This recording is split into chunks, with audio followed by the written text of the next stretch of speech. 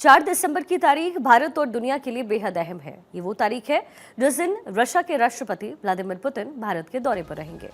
Ukraine से जंग की शुरुआत के बाद ये पहला मौका है जब पुतिन भारत के दौरे पर आ रहे हैं।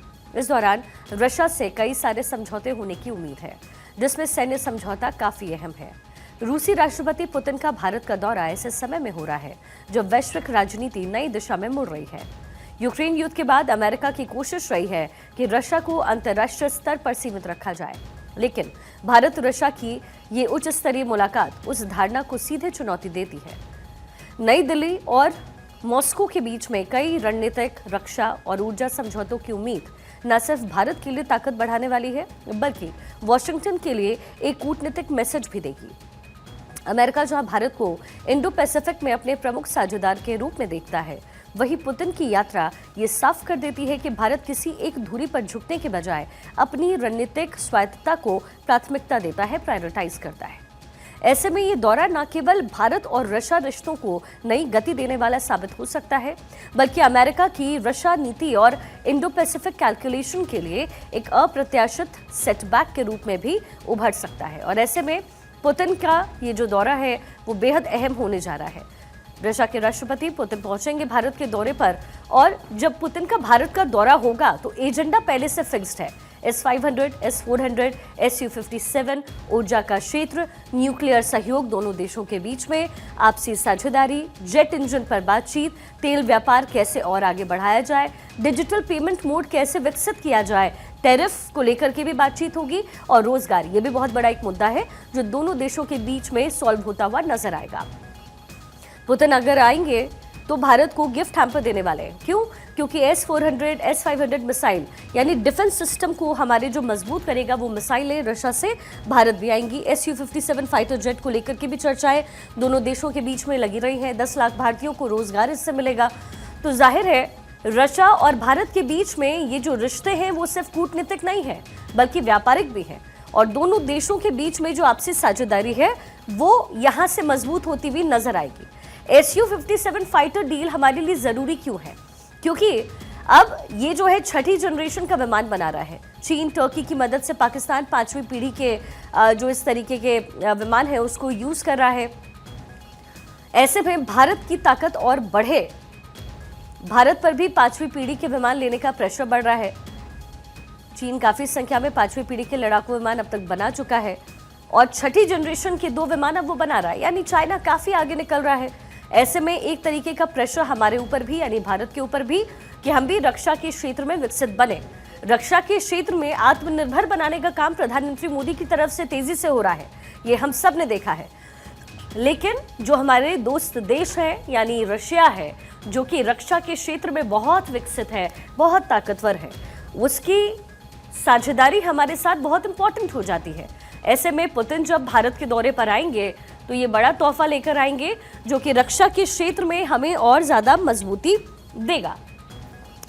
तो इसलिए हम कह रहे हैं कि जब पुतिन जो भारत लौटने वाले हैं, भारत जब आने वाले हैं, तो ये बहुत ही इंपॉर्टेंट साझेदारी यहाँ पर फिक्स होती हुई नजर आएगी। बहुत ही मजबूत रिश्ता यहाँ बनता हुआ आएगा।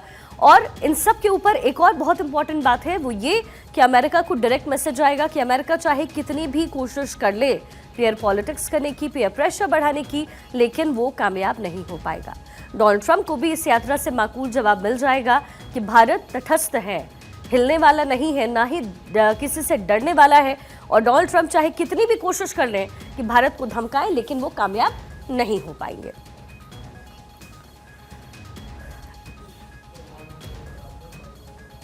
तो एक तरफ तो आप जानते हैं कि ऑपरेशन सिंदूर अभी भी चल रहा है, और जंग के बीच में जब पुतिन यहाँ पर पहुंचते हैं, और रशिया यूक्रेन के बीच में भी इस समय युद्ध की स्थिति बनी हुई है, ऐसे में भारत जब पुतिन पहुंचेंगे, बहुत स्ट्रांग मैसेज है कि दोनों देश एक साथ खड़े हैं। देखिए, कई बार ऐसे वैश्विक मंच होते हैं जहां पर डिप्लोमेसी निभानी पड़ती है, लेकिन जब दो दोस्त आपस में मिलते हैं, एक साथ अकेले बैठते हैं, तो डिप्लोमेसी से परे होकर के बातचीत करते हैं। अब ऐसे में जब पुतिन रशिया से आएंगे प्रधानमंत्री से मुलाकात करेंगे तो जाहिर है यही डिप्लोमेसी से उठकर बातचीत होगी। हमारी पॉलिटिकल एडिटर अदिति नागर इस समय न्यूज रूम से कनेक्टेड है। अदिति, बहुत सारे मुद्दे हैं, जब पुतिन भारत आएंगे तो जाहिर है बहुत सारे ऐसे मुद्दे हैं जो डिस्कस तो होने ही हैं। व्यापारिक संबंध हमारे मजबूत होंगे, चाहे डिजिटल पेमेंट जिसका जिक्र होता रहा है, डी डॉलराइजेशन का जिक्र हमेशा भारत करता रहा है, ये पैरवी करता रहा है, पुतिन भी पैरवी करते रहे। और ऑपरेशन के बीच में आना क्या स्ट्रॉन्ग मैसेज देता है पूरी दुनिया को? देखिए, सबसे बड़ी बात है, एक तरफ तो रूस और यूक्रेन के जो हालात हैं उसके बीच में पुतिन का आना, दूसरी बड़ी बात है कि एक तरफ ऑपरेशन सिंदूर तो जारी है उसमें आना, लेकिन इससे इधर सबसे महत्वपूर्ण बात यह है कि एक और जिसे बोलते हैं टैरिफ वॉर चल रही है। ये बात अलग है कि धीरे धीरे समय और जब अनअफेक्टेड भारत हुआ या कोई भी देश अनअफेक्टेड रहा तो ये टैरिफ वॉर का जो वो जिसे बोलते हैं बम था वो फुस था। लेकिन ट्रंप का जो रुख भारत की तरफ, रशिया की तरफ जो रहा है या चाइना की तरफ रहा है, उस बीच में पुतिन का भारत आना ये दर्शाता है कि ना भारत रशिया अमेरिका के इस तरह की चीज़ों से डरता है और ना पुतिन डरता है। सबसे बड़ी बात है, मैं उम्मीद कर पा रही हूँ शिखा, आपको मेरी आवाज़ आ रही होगी। जी अदिति, मुझे आवाज़ आ रही है। बिल्कुल, तो बिंदुवार बात करते हैं, हमारे दर्शकों को डिटेल में समझाते हैं। सबसे इंपॉर्टेंट बात है, ये कब शुरू हुआ? ये लंबे समय से जो वार्षिक एनुअल समिट है रशिया और भारत के बीच में चलता है। रशिया भारत पुराने दोस्त हैं, साझेदार हैं और हर मसले में एक दूसरे को सपोर्ट करते हुए नजर आते हैं। अब जब ट्रंप का दौर आया तो ट्रंप को ये लगा कि वो ग्लोबल गॉडफादर हैं और ऐसे में जो ट्रंप कहेंगे वो ना सिर्फ पूरे विश्व को, खास तौर पे जो बड़े देश हैं उनको तो मानना ही होगा। वो अपने आप को ग्लोबल गॉडफादर साबित करने की इस रेस में रशिया से इतने परेशान थे कि ना कोई रशिया से संबंध रखेगा, और खास तौर पे भारत के लिए भी कि मैंने कह दिया तो आपको यस बोलना होगा, आपको यस मैन होना होगा। शुरुआत करते हैं ऑपरेशन सिंदूर से। जिस तरीके से ट्रंप ने कहा कि मैंने टैरिफ का डर दिखाकर दोनों की वॉर रुकवाई है, तो भारत ने कभी भी इस बात को नहीं माना। उन्होंने कहा कि वॉर मैंने रुकवाई हर जगह की, लेकिन भारत ने हर बार इस बात को नकारा है। जी, ईगो प्रॉब्लम है ट्रंप का कि ऐसा यस मैन क्यों नहीं है। जैसे पाकिस्तान यस मैन है, यूरोप यस मैन हो चुका है, दूसरे देश यस मैन है। तो जो सबसे बड़ा इशू है ईगो का कि ना रशिया मेरी बात सुनता है, भारत भले ही जिस भी तरह के संबंध रहे, इसलिए उन्होंने और प्रेशराइज किया, टैरिफ लगाकर तमाम तरीके के, फिर H1B वीज़ा को लेकर तमाम तरीके के प्रेशर किए, लेकिन भारत नहीं झुका। और अब इन तमाम सिनेरियो के बीच में, और ना ही भारत ने, देखिए रिलायंस ने भले ही ऑयल लेना रशिया से कम किया होगा, क्योंकि वो जो ऑयल है, जो क्रूड ऑयल आता है फिर वो पॉलिश होकर यूरोप जाता है, वो बंद कर दिया। लेकिन भारत अपने लिए क्रूड ऑयल लेता अभी भी आया। वो रशिया को अलग थलग करना चाहता है, भारत को यस-मैन बनाना चाहता है। और इस पूरे सिनेरियो में जब पुतिन और नरेंद्र मोदी मिलेंगे तो जाहिर तौर पे ये एक बड़ा मैसेज जाने वाला है। अच्छा देखिए, चाइना और रशिया भी अच्छे दोस्त हैं और रशिया और भारत भी अच्छे दोस्त हैं, ये भी एक विचित्र संयोग है। लेकिन रशिया और भारत के बीच में कभी चाइना नहीं आता। और सबसे बड़ी बात है, हालिया में जब चाइना में मुलाकात हुई, जब भारत वहां पहुंचा, रशिया पहुंचे, और देखिए किस तरह की चर्चा आई कि 45 मिनट तक भारत के प्रधानमंत्री पुतिन की गाड़ी में बैठे और उसको लेकर तमाम तरीके की चर्चाएं। तो जो दोस्ती जो यहाँ पर भारत में दिखेगी, जो तस्वीरें होंगी बायलैटरल्स की, हैदराबाद हाउस की, वो सीधे सीधे ट्रंप की नींदें उड़ाएंगी, क्योंकि एक ग्लोबल मैसेज होगा। इसलिए हम बात करेंगे कि और क्या मुख्य एजेंडा है, लेकिन सबसे बड़ा एजेंडा है ग्लोबल लेवल पर एक मैसेजिंग, ग्लोबल लेवल पर एक नैरेटिव सेट करना कि किस तरीके से भारत ना झुकता है, ना रशिया डरता है, और हम दोनों की दोस्ती में कोई तीसरा पक्ष प्रभावी नहीं होगा, ना ही प्रेशर क्रिएट कर सकता है। और सीधा सीधा ये जवाब है ट्रंप को लेकर।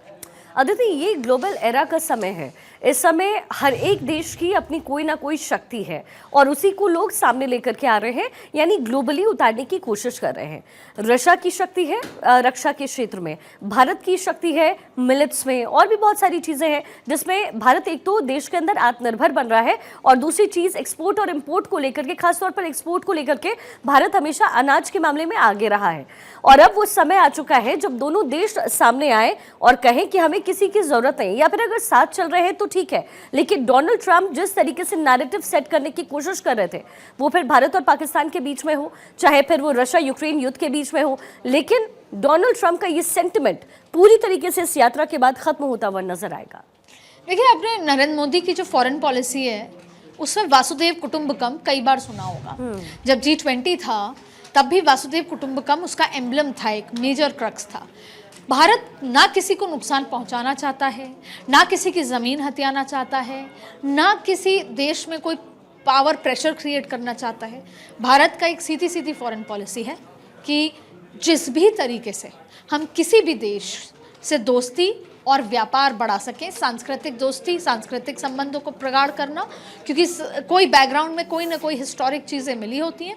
दूसरा, हम कैसे एक दूसरे से जो दोस्ती की साझेदारी बढ़ा सकते हैं व्यापार के माध्यम से, यही होता है bilateral. It is actually business, और बिजनेस को कवर अप किया जाता है सांस्कृतिक बातों से, दोस्ती से, तमाम तरीके की चीज़ें। भारत वासुदेव कुटुंबकम पे विश्वास करता है, लेकिन आप ट्रंप बनकर उस कुर्सी पर बैठकर ट्रंप ये सोचें कि मैं ही सर्वे सर्वा हूं और मैं आंख दिखा सकता हूं, तो आप पाकिस्तान को दिखा सकते होंगे, आप यूरोप को दिखा सकते होंगे, आप किसी को दिखा सकते हैं। भारत भले ही हर बात का रिएक्शन नहीं देता, और यही पॉलिसी है भारत की कि हर बात का जवाब नहीं दूंगा, अनलाइक ट्रंप जो हर बात पे जवाब देते हैं, ट्वीट कर देते हैं और तमाम तो एक्स पे आते हैं या उन्होंने अपना जो प्लेटफॉर्म बनाया उस पे आ जाते हैं। भारत सिर्फ एक्शन करता है। तो जो ये जो एक्शन है, जो ये ट्रंप और उनकी मुलाकात है, ये बताना है कि आप ये ने जो वैश्विक ये मैसेज दिया है कि अब भारत मेरे से बहुत अच्छी दोस्ती है, we are great friends, and Bharat has agreed on not buying any oil और anything, no trade relationship with Russia, that is not true. इसीलिए एक बार फिर जब ये मुलाकात होगी जिसमें भारत, जैसे आपने कहा कि बहुत सारी ऐसी चीज़ें हैं, क्रॉप्स हैं, तमाम चीज़ें हैं जिसमें भारत, मिलेट्स है जिसमें भारत ताकतवर है, बहुत सारी चीज़ों में रशिया ताकतवर है, ये दोनों मिल जाएंगे तो एक बड़ा मैसेज आएगा। और जो सबसे बड़ी बात है कि भारत का अभी जो उद्देश्य है वो क्लियर है फॉरेन पॉलिसी में, उसको डिफेंस मामले में किसी पे निर्भर नहीं रहना, उसको डिफेंस मामले मजबूत होना है। रशिया उसमें मजबूत होने मदद करता है। टेक्नोलॉजी ट्रांसफर की बात कर रहे हैं, सबसे बड़ी बात है टेक्नोलॉजी। जैसे मैंने पहले भी कहा, सुनने में बड़े छोटे वर्ड लगते हैं, लेकिन जब टेक्नोलॉजी ट्रांसफर होती है तो भारत आत्मनिर्भर होकर यहाँ पर वो डिफेंस जेट्स बना सकता है। इसीलिए जो भारत और इनमें मैसेजिंग के साथ साथ रशिया और भारत के बीच में जो करार होंगे, जो MOU होंगे, जो एजेंडा है S-400 एयर डिफेंस सिस्टम का, या जो करार होंगे Su-57 का, जो फाइटर जेट्स हैं, वो अपने आप में भारत को बहुत मजबूत बनाएगा। और आने वाले क्या होता है, हर एक बाय का या MOU का जैसे सिस्टम होता है, उसका इम्पैक्ट आता है 5 साल के अंदर और हम ताकतवर होते हैं। और कोई भी देश ताकतवर दो ही चीज़ों से होता है, एक उसका जो करेंसी कितनी ताकतवर है, दूसरा उसका डिफेंस सिस्टम कितना ताकतवर है। तो भारत का भी पूरा फोकस अपने डिफेंस सिस्टम को और मजबूत बनाने पर है। बिल्कुल, इसलिए आपने जितने पहलू कहे हैं, दोनों ही देशों के बीच में इसी को लेकर के साझेदारी बनती हुई नजर आ रही है। और जैसा कि आपने कहा भी, action speaks louder than words, वही होता हुआ नजर भी आएगा जब पुतिन पहुंचेंगे भारत के दौरे पर। संदेश बहुत क्लियर है, बहुत क्लियर मैसेजिंग है पाकिस्तान को, अमेरिका को, और इसके साथ ही दोनों देशों के बीच जो रिश्ते हैं और प्रगाढ़ होते हुए नजर आएंगे। अदिति, बहुत शुक्रिया इस पूरे विश्लेषण के लिए।